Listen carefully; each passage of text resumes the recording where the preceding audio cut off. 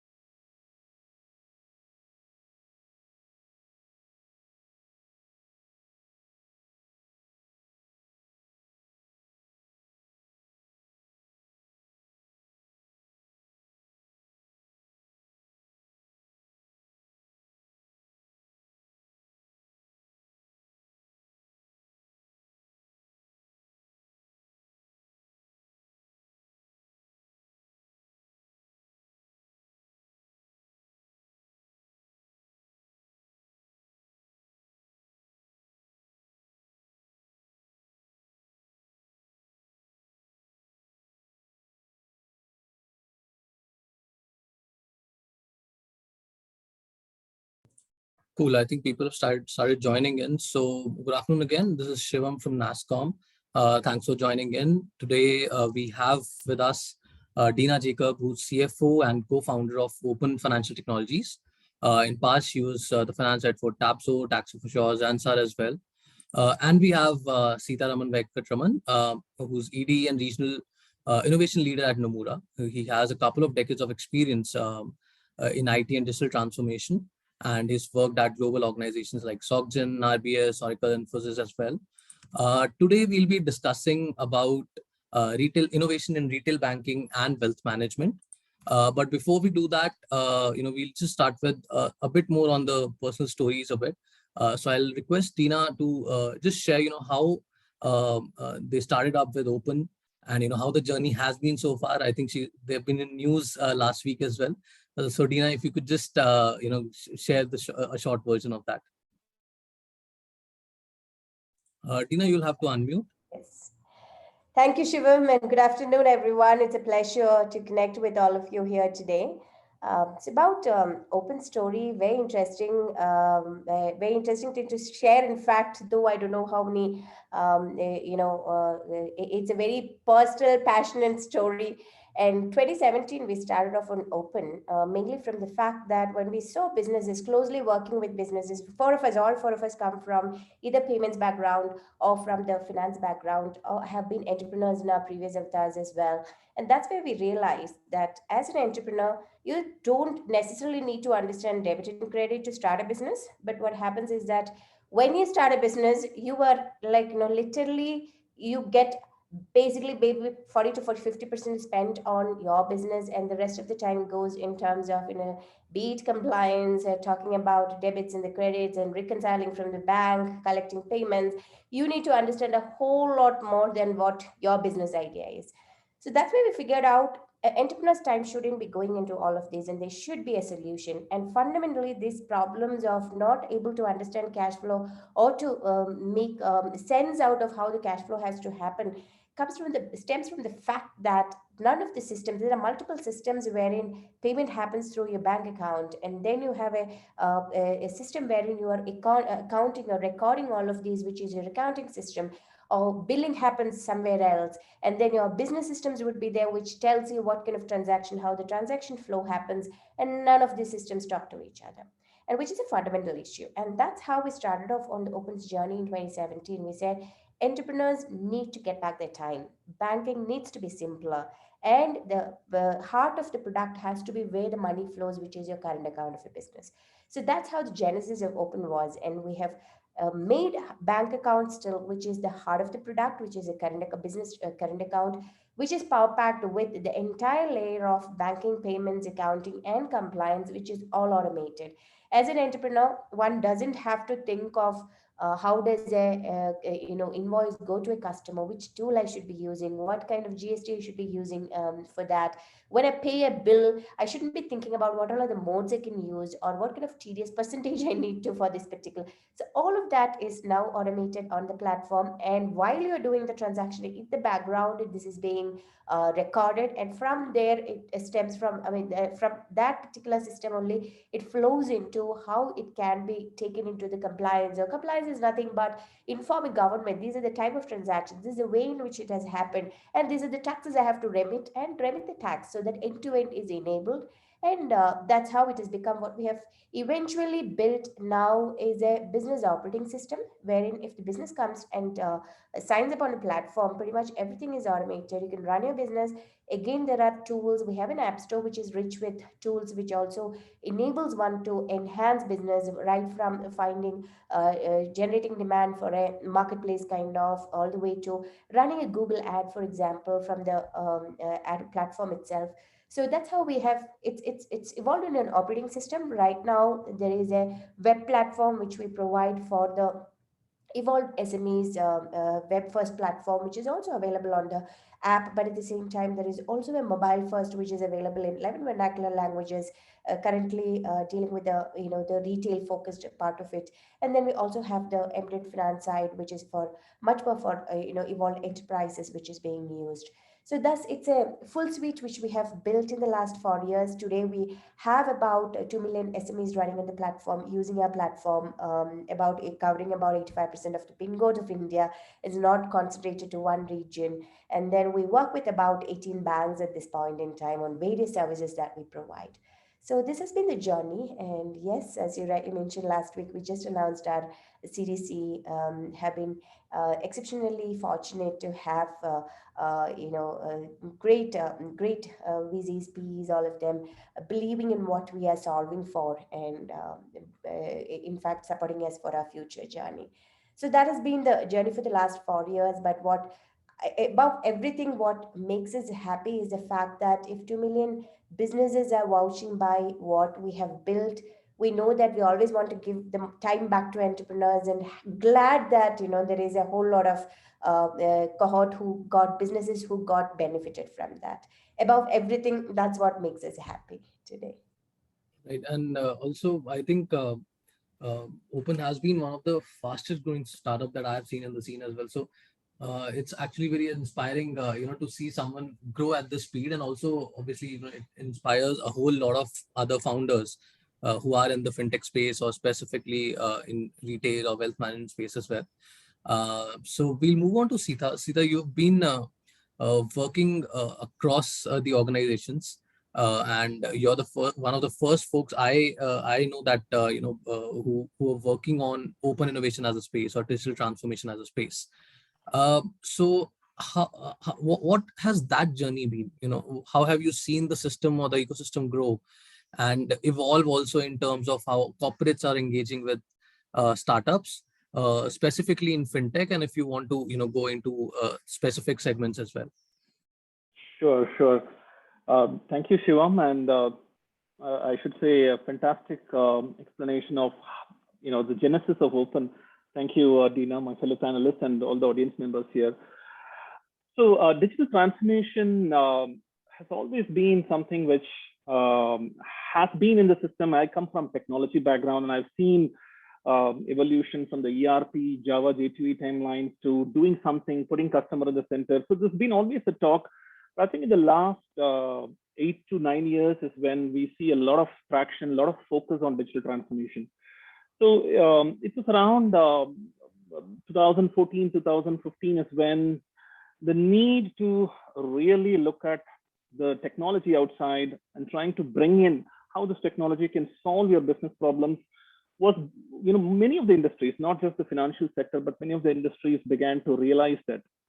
That resulted in sort of partnerships, with NASSCOM being an example. In my previous avatar, we've been interacting very closely with NASSCOM, other incubators, accelerators, trying to see, hey guys, brilliant entrepreneurs, excellent founding members, great solutions, agility. How could we do that sort of a matchmaking? So that's how the concept of digital transformation, according to me, had evolved. It has today, see, sitting at 2021, I see there's a lot of maturity. We started off with the SMAC concepts to now getting into to the realm of quantum computing. Thankfully, it's not at mainstream, but I think the fundamental core is how can we co-create solutions, and I think that's where corporates have began to realize. And there's been a trend where coming from a traditional investment bank, Nomura. There have been not Nomura, but banks where I had worked used to call themselves as we are banks first and then a technology house. So that nomenclature is changing. Now it's like, how can we imbibe or how can we come close to technology and see to that how these new offerings can really help us solve the huge plethora of problems that we have. So that resulted in many collaborations. In my experience, I have built couple of accelerator programs, I would say Catalyst for my previous organization, Society General. Great experience, worked with at least 30 fintech startups across the banking domain, except drones. Of course, there will be a use case that we will determine for a drone application, but it gives us as corporates, financial institutions, a great opportunity to look at how the agility as a concept is being promoted and driven in the DNA of all these fintechs and startups.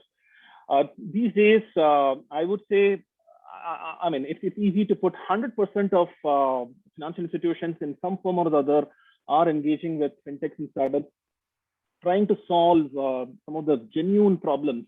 And they've gone mainstream. And in fact, some of their solutions have scaled not just the local shared service centers, but globally as well across other regions.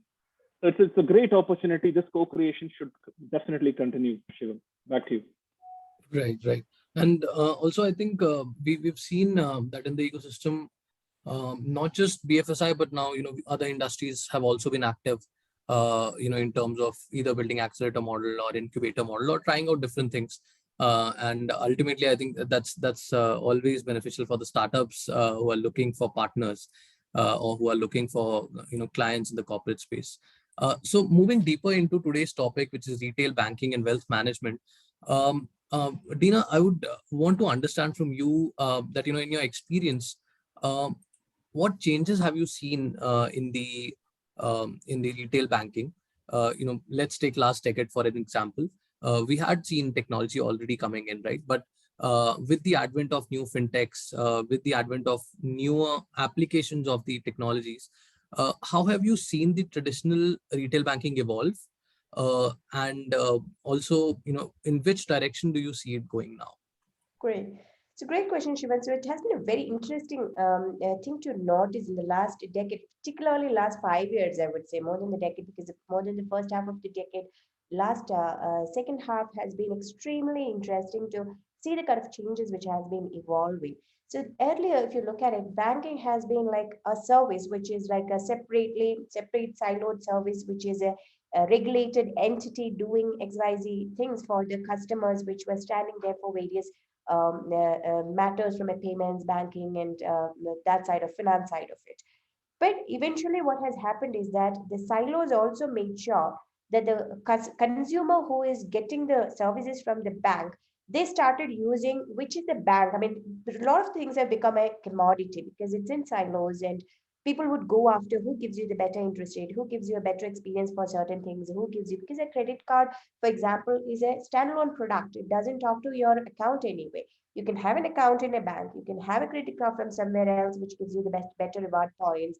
You can have a loan account in some other bank. So you saw in the first half a lot of these matters wherein banks have been separately looking at each of the services, and people have been finding out what is the required thing for them and going and taking the services. Second half of the decade, you have seen it started, the entire revolution started with the credit and the cards and everything, fintechs taking the solution from a much more user experience focused way, wherein credit was the first thing, loans were the first thing, and the credit cards was the first thing that we started seeing that fintechs taking onward to the customer. And that's when we realized that they're actually looking for something which is experience driven, something which they can understand very, very quickly, not so complex and like user friendly. So that led to the next level of evolution, wherein in the last 2 to 3 years, if you see the flurry of the advent of the neobank, so to speak, which gives them an entire spectrum of like the banking has taken a backseat.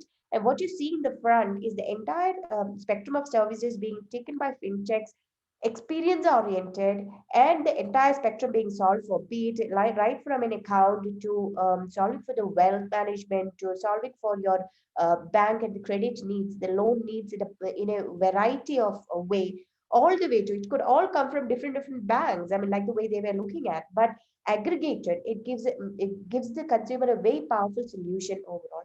So this is where in the last 3 years, I would say that we've seen more of silos within the bank itself being broken down, and a beautiful phase of the regulator, the regulated entity, and the fintechs, a public-private partnership, I would say, collaborative effort, which is getting the customer the best of the best that he was looking for always. So that's I would say, the new banks and the fintechs have played a great role. And the banks also opened up a lot. If you see in the last 2 years, particularly if we started it 4 years back, but even from that experience, the way we were having the kind of interactions we were having with the bank and how it has evolved, and today how we speak the language of let's do it jointly, let's do it together. You have your forte, I have my forte. Why don't we join hands and go ahead? That's a really beautiful way in which it is evolving. And to add to it, I must say that the regulator, from the RBI's perspective and the government's perspective also, this is getting, I mean, a lot of push is being given for that. That is exactly why India, if you look at it, when we went into the pandemic situation also, we came out to a very good extent, what do you say, touched by it, despite having a variety of population within India, right, from the rural to urban to, thanks to the UPI, thanks to a lot of, efforts prior, we were not so impacted as we would have been if it was not the case. So that's an interesting way I see it in the last 5 years for that matter. The biggest theme being the collaboration, beauty of collaboration, helping the consumer. Right. And as a customer, I can tell that as you rightly said it, all these changes or most of the changes have come in these last 5 years, and I think it goes. I think it's pretty clear for everyone. At least our generation doesn't go to the bank branches also, right? And while investments or wealth management, a lot of folks have started using apps that are available, and obviously on banking apps also you can see all the products that are there, and obviously there's a lot of assistance there as well. But Sita, coming to you, uh, this space has always been seen as a specialized thing, like investments in India. There's a very small population that is kind of working on that. Now, in terms of how startups are working in this area, how technology like blockchain or AR or VR or other new age tech can be used within wealth tech. Can you share some trends on this or your inputs on how things have been changing and can change in wealth tech on as well? Absolutely, absolutely, Shivam. And I'm just looking at or taking a leaf out of what Dina just ended up saying. The collaboration is the key, and along with the collaboration came innovation and also the technology and the customer expectations. So here we need to really acknowledge the fact that we are looking at a new age investor, someone who is like the investor of the future. As an investor who really wants to have control, who is demanding hyper personalized services, who today is okay to seek advices from any sources. It doesn't matter newspapers or news feeds or expert opinions or peers or person advisors, or even to the matter some of the notifications that the machine learning model generates and provides. So we are actually looking at someone who is completely new, the new age investor avatar that we are looking at. So how has this industry, and this is not specific only to wealth management, I would probably call it generic, but definitely I'll touch upon the aspects about the trends around wealth management. How's the market, how's the industry, how's the technology evolving to cater to this new age investor? I could think of some 4 or 5 trends as of now. Gone are the days of MIS reporting and getting those nice little UIs. They are important. UI is important. I'm not taking anything out, out of those wonderful UIs. I think firms have begun to develop much more advanced analytical capabilities. Here we are talking about these capabilities to combine both the internal and external, data, the structured and unstructured data, and generate very useful and comprehensive insight about your clients, what their profiles are. And this is where big data and AI ML are actually put into phenomenal use. It's important to actually not just know that what your customer is, but understand a little bit more details about your customer. It's what's the lifetime value he or she could bring in? What's his or her investment style? What about the risk tolerance? All of these really need to come. And if I give an example, let's say, we have a wealth management client as part of our portfolio, and if he has a vacation property in, say, HSR or say Alibag or Munnar, it's important that we have a tool in place to keep feeding him if there is anything that really changes. I'm referring to any content or any breaking news pertaining to, say, an OYO platform or an Airbnb platform. So that's the level of information that we need to make it available to the customer, the wealth management customer here, so that he or she could make near real-time decisions. That's one area around AI ML that I could think of. Moving on, something which is very close to me, which is on augmented reality. How many of us have really looked at the wealth management reports? Each of us in some form or other are investors, right, guys? I mean, we look at it, it's there on our inbox, we hardly go through it. How do you bring in life into those reports? And that's where augmented reality comes in. I'm going to give you a scenario here. Let it be a soft copy or a hard copy. It's your investment your wealth management report, which has got QR codes. And I have a nice little mobile app with me, which will be able to scan and read these QR codes. And imagine an avatar. And again, it's up to who your relationship manager need to be.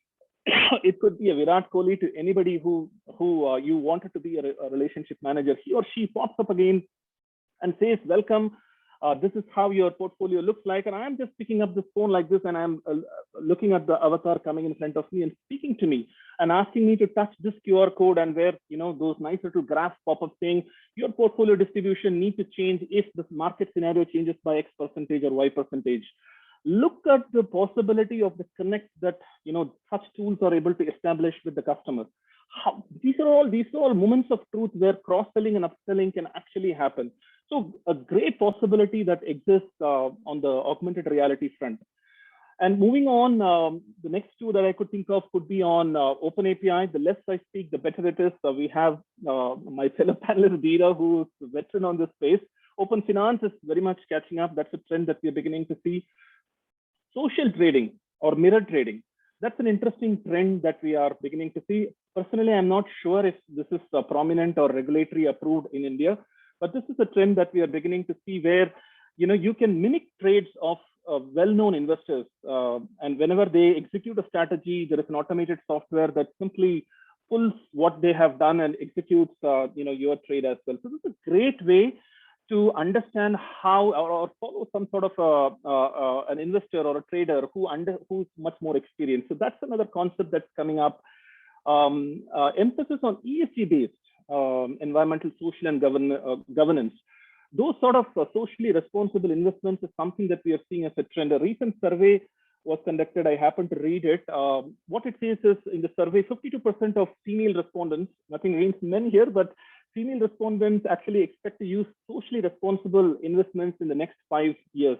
So that's another area where we could see a lot happening. And I just wanted to finish with the alternative asset class, which is the digital assets. It's huge, and we've been just seeing news about what is happening on the NFT collections.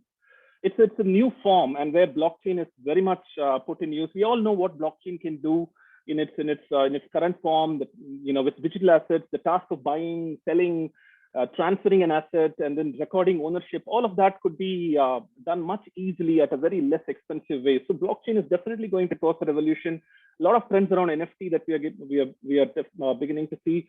There are unexplored blue ocean opportunities on the wealth tech space, folks. That's what I could think of, Shivam. And just wanted to leave with this thought that, I feel personally that we are at the crux of what I would call a Steve Jobs wealth management movement. It's like, figure out what customers are going to want before they do. It's like reading out what is yet not in the page of wealth management. Super exciting, brilliant opportunities ahead. Back to you, Shivam. Right. Sita, you've given out a lot of good startup ideas for free. I can tell you, because a few of the things that you mentioned in terms of how it can actually enable a customer, I can personally vouch for that. Like these are some points that as a customer I need to understand, right? Because you would know that financial literacy is a different ball game. You can be educated, you can be in the urban class, and you can be very active on investments also. But as you said, there are so many new alternate investments opportunity that are coming up, and that's where there can be so many of newer areas to be exposed to for a customer as well. So Dina, getting back to you, since retail banking, wealth management overall, like it's all about consumer data, right?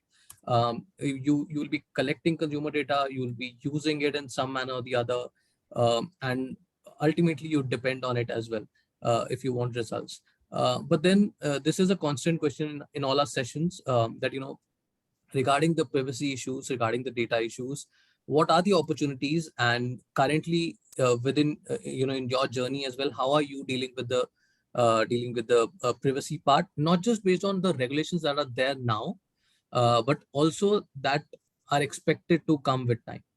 Right. So, Shivam, data privacy, if you look at all the regulations, that is all touching upon the fact that without somebody's consent, nobody should be storing, using, or even acting upon any data which is being, transmitted by a consumer to any of the systems for that matter.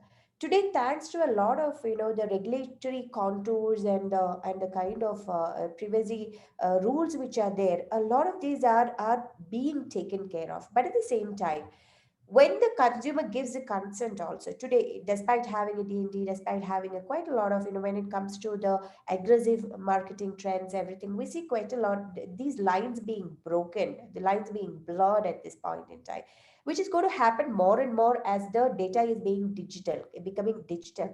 And the data is the one thing which has always been a blocker, or rather getting a person's data all together one place has always been a blocker in terms of servicing the customer historically. So these barriers are being broken down in the current the form of the way in which the digital data consent and all are coming through right now.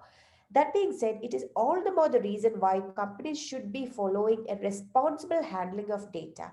What the customer is transmitting, what consent he is giving, only to that extent to be used and not to push the boundaries. Because the moment collectively that happens in the private sector or even from the public sector for that matter, that is when the privacy breach and the rules and regulations will have to take a front seat and start curtailing the use of it more and more, which is not a good thing in the long term. So that is where the responsible use of data by everyone in the ecosystem, it is not only based on the rules and regulations, but in terms of what you are giving back into the system as product, as whatever kind of services, whatever you're providing.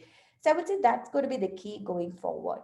And private data, in whatever be the case, whether we are using the personally identifiable data and the kind of, be it when it comes to the cards today, we are seeing a lot of these regulations, which has been like historically, we have seen misuse happening. We are seeing more and more harder regulations coming in. And what happens with that is that we are not able to innovation will have to go back a couple of steps, take two steps back, and we'll have to park all of that. And this is happening because of this irresponsible use by even one element that is contributing to the whole thing. But I would say that when it comes to the account aggregator kind of guidelines, and historically, if you look at the loan or anything which cannot be given, even for that matter, wealth for that matter, again, when it is all coming together, it's all about the 360-degree data, share of wallet. What a person is doing is extremely critical to give them a holistic thing in terms of the service or a recommendation, whether it is the newer technologies. And I love the way he was mentioning about the augmented reality which is coming into picture. But that person, whatever that voice which has to tell you, or the notification, or the recommendation, has to be a full-fledged. It cannot have a missing piece of data which gives you a half-baked information, based on which you are going to act upon, and half of the cognitive load happens in your head, which requires financial literacy and hundreds of other things which you talk about. So that's all which has to get crashed. And you need to have one place where you can actually have a way in which you can transmit your data, allow somebody whom you trust, which is where the trust factor is also extremely important. And that is the reason why traditional banking still cannot go away, can never go away, because India will remain as a digital economy for at least for some more time. And there is a long way, I mean, the way in which regulation has to mature, the ecosystem has to mature, the way in which you handle things has to mature, the interaction, and more so the consumers trust how the way in which they're putting on an unknown, invisible, augmented slash virtual reality versus the person they are meeting, which is where this will coexist for some time. And we need to have a way in which this trust is being created between the both, yet at the same time without having 360-degree, we're not going to solve for it completely. So that's the way I look at the data privacy part of it. It's a collective responsibility, I would summarize as. Right. And just to add to this, we've asked this question in our earlier sessions also to the speakers, and I think everyone is in the same zone that ultimately uh, uh, you have to go beyond just the current regulation and be a bit more ethical as well, because it sets everyone back, right? So that has been an issue. And similar to this, I think we have a question which is pretty in line with what we're discussing.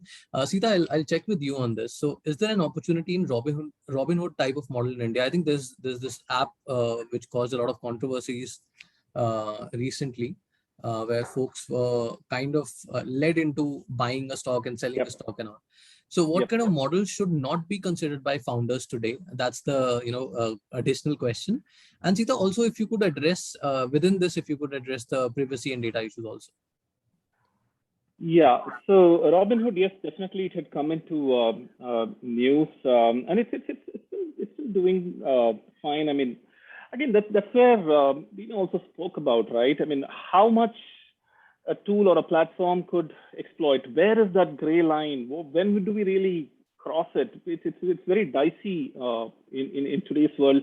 So I'm no real expert on wealth management to advise anything, but I can share based upon my personal views on this. We do have good startups in India, like the Small Case. I don't know how many of you have gone ahead and looked at it. I'm not saying it's a Robinhood equivalent or replacement for India, but if you really look at how Small Case as a startup, recently I think Amazon has also invested in them. It's a ready-made basket of stocks or ETFs which reflect an idea or a theme. I think they also have a strategy element to it. And even the way that they have promoted it as a brand, and if you've gone to their website and clicked on it, you would see how nicely they are projecting what a Small Case as a brand is. A guy enters a supermarket and he looks at lots of fruits and vegetables. It's like a grocery store. And he goes on to say that, look, this is how a brokerage house looks like, which is like a supermarket with everything available. And then there is this one guy who's carrying a huge basket, the trolleys, and he's dumping a lot of stuff onto it. And he doesn't know what to do, what products or services he need to really put in. So the concept wise of what your business model is aiming for, like in this case, Small Case, which is clearly on stocks or ETFs for an idea or a theme. So I think that's sort of a mindset, or that sort of your fintech objective would really drive the way you build your product. Now, why did that happen in Robinhood, where people, I would rather be in a position not to comment about it, because I have no, maybe there could be some linkage in some form. So I don't want to really comment about it. And that's where I take this topic of data privacy. And I think it's important that, data security or privacy, it should be definitely in the minds of all advisors or anybody who is dealing with client data. And come on, this is something that, even the word prefix for such advisors are called as trusted professionals, right? We keep hearing the word trusted professionals. So there is an obligation. There is an obligation for us to protect client data, period. That's it. No compromises. Just for, adding the additional bit of value, if I end up doing that, that's completely a big no-no. They have hired us to protect their assets, right? So no shortcuts in any form. And we know like what Dina kind of alluded to, the data breaches and what the impact it could really have. In a way, what I would say is, again, wearing the technology hat, we have seen waterfall project management model change to agile, and agile change to DevOps, and which in turn, today we are talking about DevSecOps. That's what we see, be it on neo-banking, open banking, or even for the matter wealth management initiatives. Everything, the design should be around cybersecurity and all sort of avenues. How do we protect the data? How can we encrypt the data? What is the notion of a strong password? What is a multi-factor authentication? How can that be induced into the design, in the drawing board? I think that's sort of an approach on data privacy is what is definitely required. And I would just finish off with this comment saying, yeah, all of this, and Dina again mentioned that, it puts innovation 2 steps back. Somewhere we need to respect the rules, and that's very much what I mentioned about being a trusted professional, and there are no shortcuts for it. We do understand the value of data is more higher than the gold or the current oil prices, and that's where today's account aggregator framework, which RBI has introduced, beautiful. And I had happened to be on the One Money, right? One Money, who's a license base of RBI, just to feel how their website is. What does it mean? It's extremely seamless. And all that matters is the consent-driven mechanism.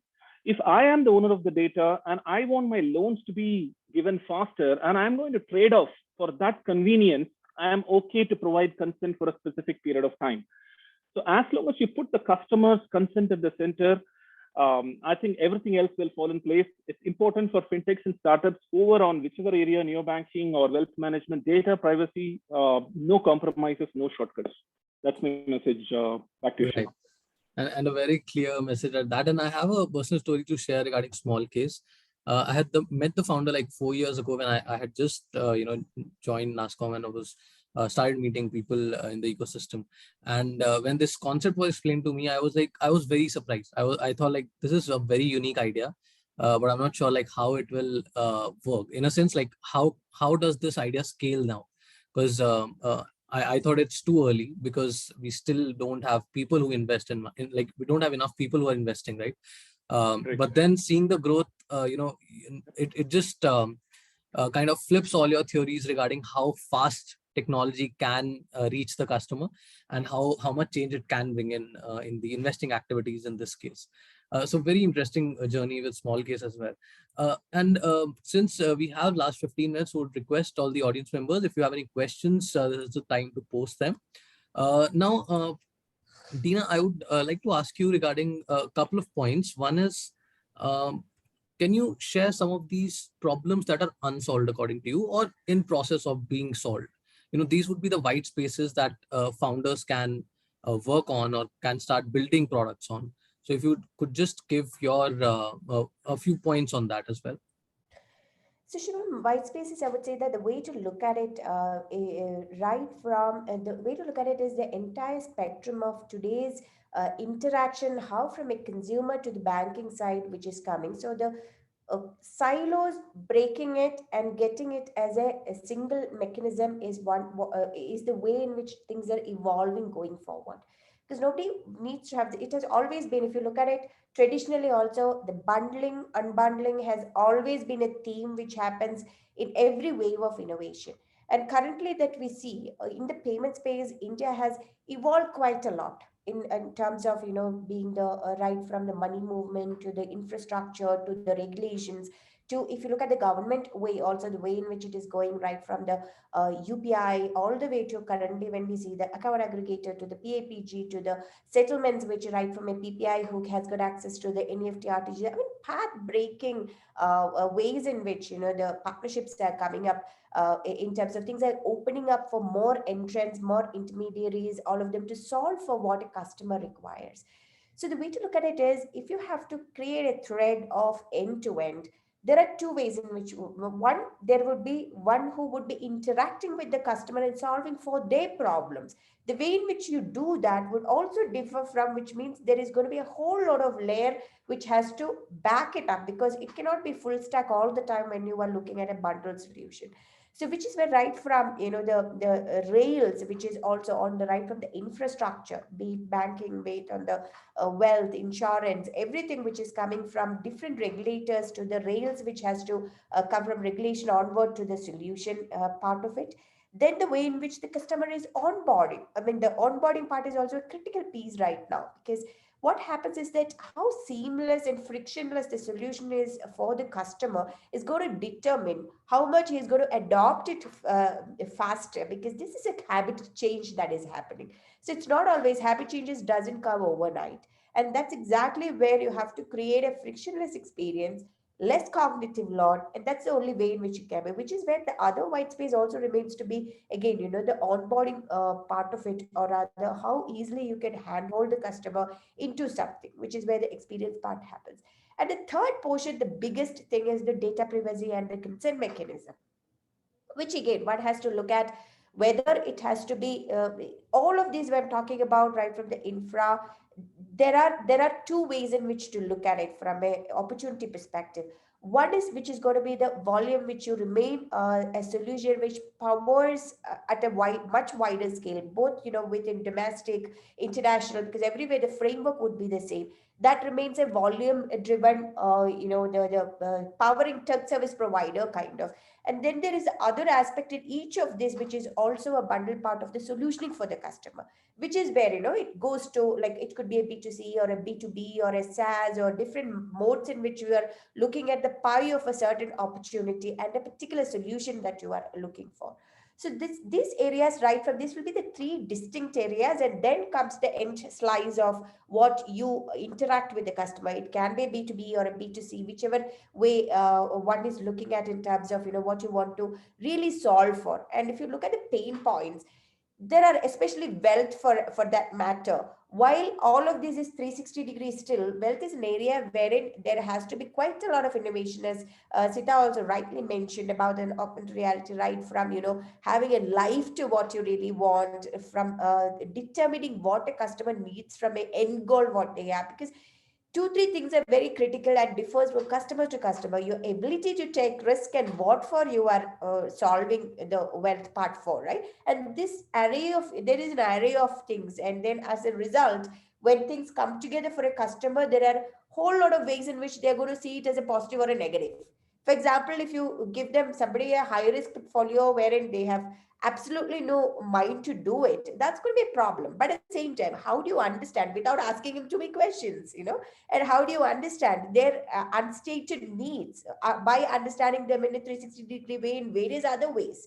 So those are the areas one should be looking for, because we are getting into more and more of the trend wherein you have to find what the customer needs and solve for. And most of the time, the customer themselves don't know, because they're so used to the way in which things are. They themselves don't know what they need. So it is for the entrepreneur to find out from certain spaces. It could be you have the choice of focusing on a particular segment, a particular cohort, a particular customer need. For example, we still see neobanks in the, even when you talk about consumer neobanks, right? It could be like a solution completely based on cards plus an account. It could be for the students who are going abroad for that matter. So these are all specific cross border.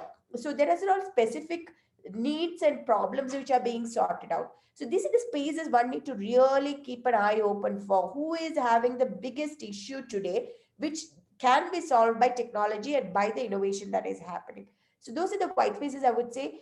Look at segment wise, look at who is struggling the most. Again, cross border is another which one has to solve for, because people are going, like, after the pandemic, now we started off like traveling and studies and job and whatnot and what more, and different places are having different kind of, I mean, you are being assessed in a certain way in your home country, but that doesn't carry a value when you go out. What do you do there? Like porting of what you are, what your standing is.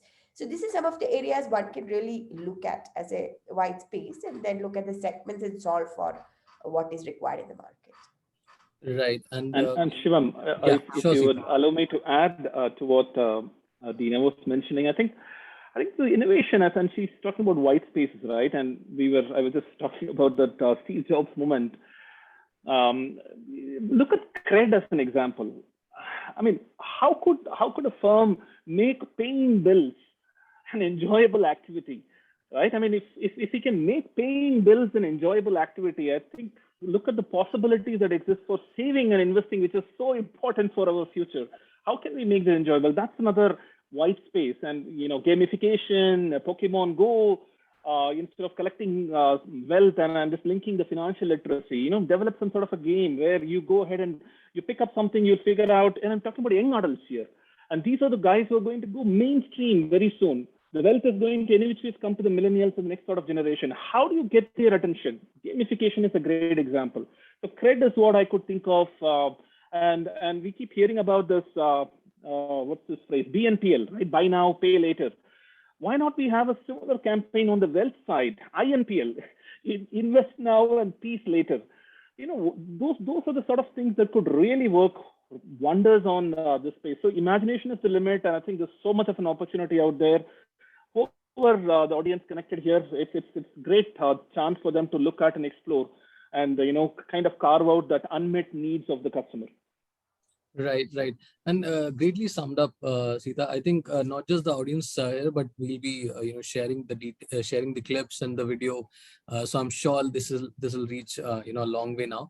And I would just like to add on this that there's a question regarding by Supromojit regarding what should be the steps of building a neobank. I think Dina and Sita have told you a bit more than that. They've literally given you an approach of even finding the idea and then building a product on it or a startup on it. So we've covered the base pretty well there. And a couple of last questions that are left now. Sita, I'll start with you on that. So you've worked, as you said, on building these collaborations as well with startups, right? We've worked on building the models as well. Now, a lot of startups in retail banking wealth space will have to partner with the bank or larger organizations, and they can be B2C, they can be B2B as well. But then what would be those, couple of do's and couple of don'ts when they have to, the startups have to, work with the corporates or partner with them. But you'll have to tell them from a corporate angle, like what is a corporate expecting from a startup and in terms of do's and don'ts when they have to partner with them. Okay. A great question. And I link back to my first response, which is digital transformation, thankfully, is not a new acronym in anybody's dictionary. It's been there for quite some time now. We've seen fintechs and startups. They have partnered with financial institutions, banks, and be it corporate accelerators model or through other incubators. I think if to a fair bit, I would say they would have figured out what works and what doesn't. But I can share my personal experience, and a few points come to my mind as I'm describing this. The first and the foremost, especially from a corporate, and we're talking about financial institutions and beyond financial institutions also, especially when it comes to B2B, it's the most important is build trust. Period. BT. It takes time, I understand, especially again on the B2B side. You start off with a POC thinking it's a honeymoon. Wow, we've done it, we have cracked it. But then it goes on to pilots. Then, there could be dedicated pilots. Then there is a need for a business case. And then there is an alignment that is necessary to accommodate the fintech architecture or the product architecture to the corporate financial institutions or anybody's industry architecture that need to be approved. And then we're talking about roughly around some 6 to 12 months of an adoption exercise. And this is a seesaw ride, guys, roller coaster ride. And then it doesn't end there. And then we look at go live, and then we are looking at stabilization. I'm not trying to make it sound difficult, but this is reality. When the rubber meets the road, all this nice nuances of everything works fine in a POC. The real test is when it actually gets into this production adoption. And at each stage, the most important thing as how a corporate champion, I'm not calling myself as a champion, but someone who promotes innovation, who supports and who needs to do the dirty job or the difficult job to be much more easier sounding within the organization, meeting up the business lines and all of that. And the whole core is around the trust. Each stage, it needs to be, the startups and the fintechs need to build that gradually over a period of time, show their capacity. Trust really helps in taking the project from one phase to next phase. So that's number one that I could think of. The second one is there are so many corporate accelerators and incubators, right? I mean, there's a very natural tendency to, okay, let me go ahead and engage. And I've seen some early stage fintechs, just wanted to get that name association, which will help in securing an investment. Nothing wrong about it. If I were you, I would have done the same. That's absolutely fine. But then it's important to draw the boundaries of engagement up front and then communicate that to your corporate accelerator or incubator, whoever is running it. And this will help in managing that, that sort of a fruitful experience going forward. And maybe you might not probably be picked up for a couple of accelerators. That's okay. That's okay. You might probably be getting someone who are really good at it. So state the objective of what is this engagement? What are you looking out of this engagement? Are you building MVP? That's fine. There are some accelerators who are okay with just allowing you to build MVP. Are you looking at scaling? Then there are different set of questions that need to be asked.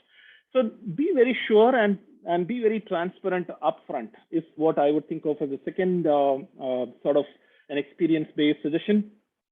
And on the third one, I don't want to sound like the lean startup Eric Ries here. But unfortunately, it's all true. The problem solution fit always becomes the key. Let's not throw technology first, please. Let's never throw technology first. Even Series A plus startups, I'm beginning to see from, again, talking as wearing a corporate hat, you just trust technology, saying, hey, we will be able to solve, this is the new technology available. No, understand the business problem. That is paramount. MVP is a nice place, but what you need to really focus is how do you take this MVP out and scale fast? So don't try to bring in technology. Look at how your business problem gets addressed. And the last one, there is a huge process which is common in all corporates, all financial institutions. They are there for reasons. We can understand. It's a pain. It's not a pain, but they exist for a reason. And that's where some extent of patience is required. It's important to follow those processes. And I just want to close off with one example, without taking any name of any startup. From my experience, in order to really deliver superior technology, from Kubernetes solution, Kubernetes from GCP brings in much more capabilities for your application. One of the fintechs actually moved overnight from AWS to GCP, and the corporates, or in this case, we were not aware of it at all. Well, the intent is right. You want to provide the best service. You need to keep highlighting it. GCP or any other cloud services might not be an approved, or it might be in the panel of approval, and there is a process that needs to be followed. And it's important that the fintechs and the startups respect that, rather than making this quick sort of a solutions. So just take a balanced approach, flexible, structural, and I think I used an oxymoron here, flexible, structural approach, and just respect that. And I'm sure success will be just knocking your door soon. Back to you, Shivam. No, that's great. In fact, since Sita, we've interacted a lot, during NIPP activities as well.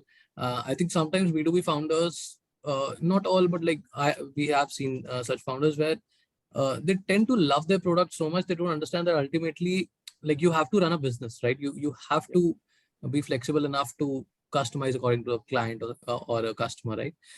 Dina, back to you. As a founder's view, what would you suggest your fellow founders that these are the two things that you should and should not do?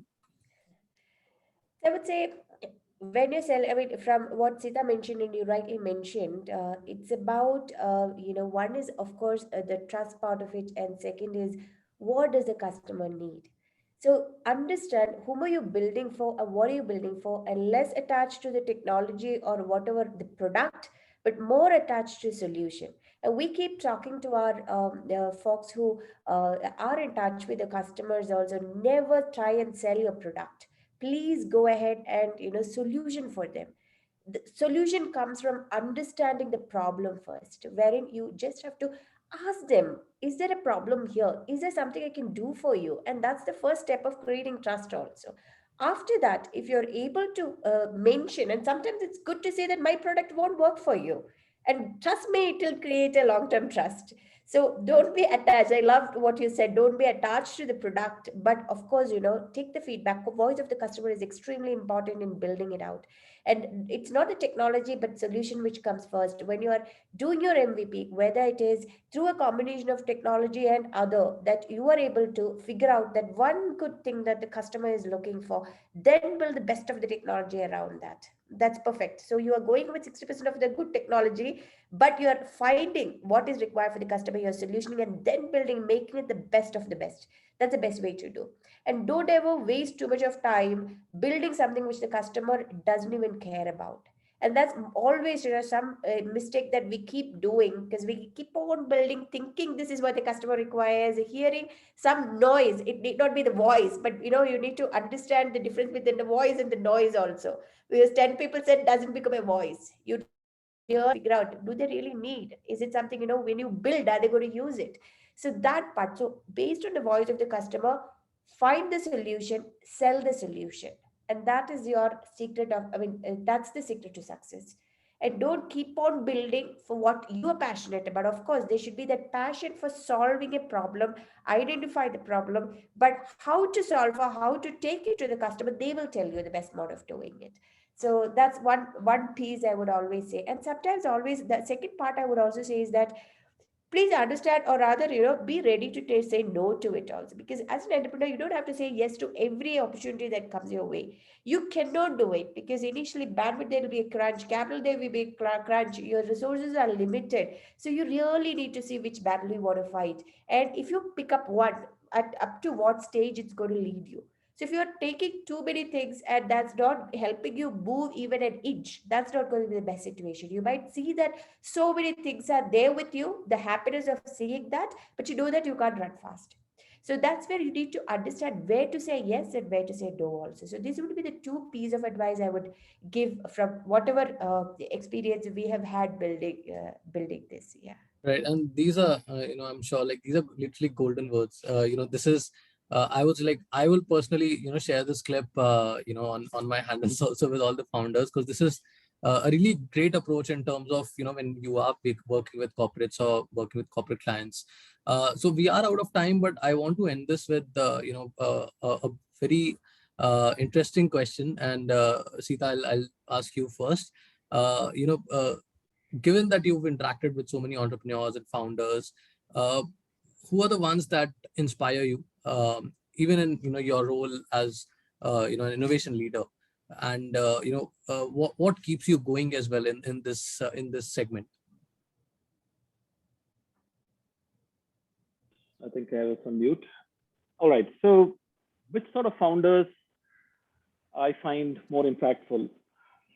I think someone who's totally grounded. Grounded would mean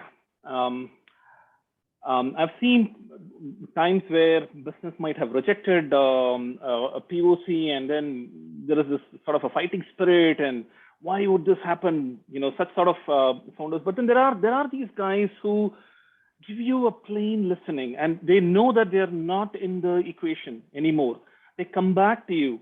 They understand, and that's their long thinking, right? Okay, my product fits this requirement, whereas the need asked is beyond that. And they go back, give us a very nice listening in terms of what problems did you do.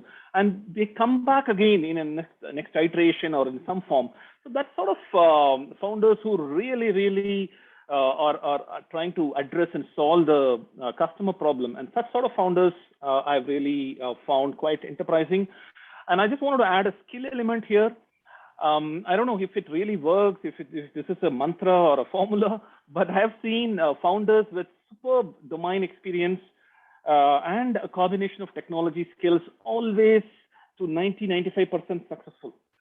As I said, I don't know if this is a formula, but I've seen them who knows the domain knowledge, directly talks to the business teams and understand, explains, and re-articulate it to technology guys. Those sort of founders have been quite successful. Now, coming to what motivates me, I think it's sort of conversation. Hearing you, Dina, and others out there, and new technology. How do we change lives? How do we? I mean, we know that today, if I sit back and go back to my coding times, we can definitely create programs, software programs. It's what's new. And I just kind of subtly mentioned quantum computing. I'm just taking another leaf out of that. This is supposed to create a huge revolution in the industry. Multiple combination possibilities. We don't need to wait for ages for a ML model to get completed. There's so many nuances which quantum computing could bring in, not just in wealth tech, neobanking, DNA sequencing, whatnot on the biological front. So I really wanted to be closer to technology, understand and bring that in, help businesses solve problems and see a change happen, which is what motivates me, Shivam. Back to you. That's great, Cheetah. I think that those words is pretty inspiring. So Dina, I want you to name some names also, since I'm sure like you would have a lot of mentors in the ecosystem as well. So a couple of founders, especially Indian founders, that you inspire you as a founder as well. And as I asked Sita as well, what keeps you going, especially as a founder? So Shivam, I've had the privilege of working with a few exceptional founders. So they are my first inspiration, I would say, because all the rest you literally see from limited interaction, see from outside. But I would say what shaped me a lot is till right from the first startup I've been associated with was Amber Research. It's an investment research and run by four exceptional founders, Anand, Mohan, Brad, and Andrew. And that's where I saw what a passion in building, companies has to come from.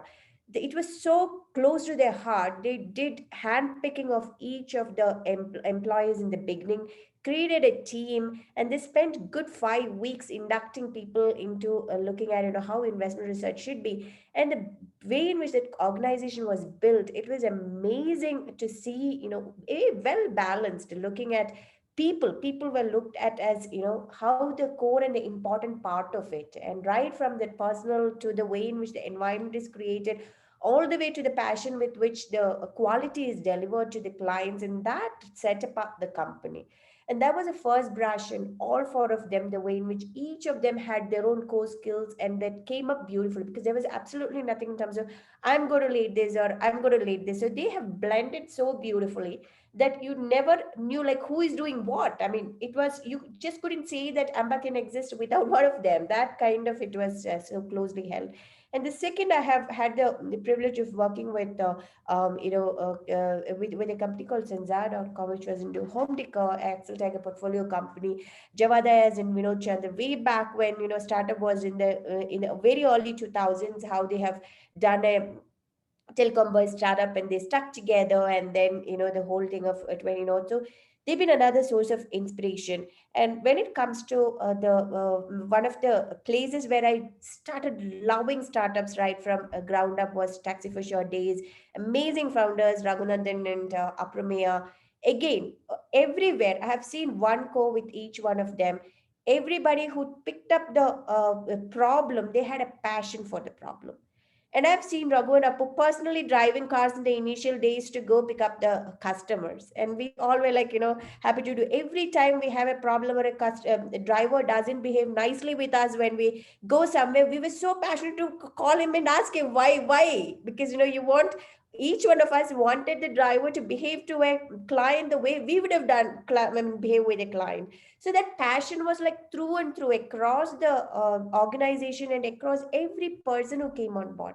And the way in which we felt that happiness is a family. I mean, it was a second family for us. I mean, extended family for us. And that was another, inspiration. And now coming to, Tabzo, Ankur Singla. So the way in which he has fought it out, it was a it was a thing ahead of its time at that point in time. The super apps coming into, and the way in which he passionately, went ahead and preached about, how important this is for the customer.